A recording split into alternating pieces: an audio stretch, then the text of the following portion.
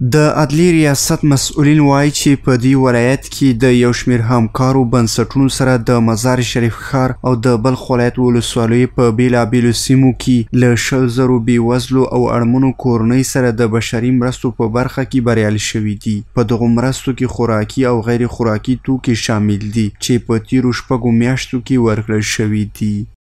ما 7 بنیاد خیریه فعال داریم که در 6 ماه پس این 7 بنیاد خیریه ما تقریبا 20,000 خانه را تحت پوشش خود قرار داده که او از قبیل مواد خوراکی بوده، بیشترش مواد خوراکی بوده که بیشترین کمک ما را بنیاد خیریه بشیر نوید گروپ و حاجی گل آقا پروانی، بنیاد خیریه حکمت، بنیاد خیریه هلال آبی داشته در سطح ولایت بلخ. په ورته وخت کې د هلال آبي بنسټ مسؤل تیرو 6 میاشتو کې د خپلو فعالیتونو یادونه وکړه او ویل چې په دې موده کې له 4,000 کورنۍ سره د خوراکي او غیر خوراکي توکو مرسته کړې چې د بلخ ولایت د عدلي ریاست تر چتر لاندې ترسره شوي دي. با همکاری ریاست عدلیه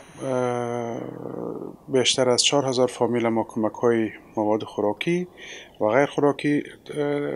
رساندیم. غیر از این هم با هدایت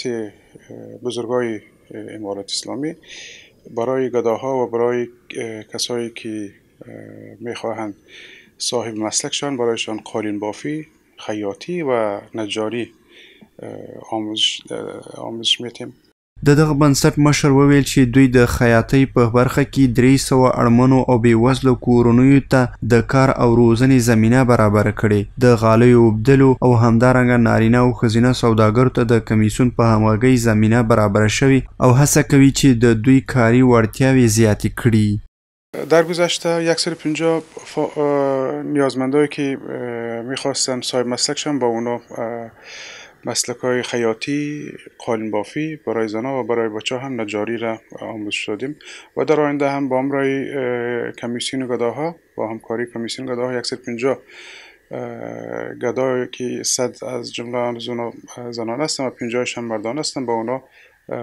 آموزش مسلکی برایشان یاد میتیم. د یادونې وړ ده چې د بلخ ولایت د عدلي ریاست تر څارنې لاندې په بلخ ولایت کې و غیر اماراتي بنسټونو ترڅنګ د اړمنو کورنیو سره د مرستې په برخه کې نور بنسټونه هم فعالیت ترسره کوي.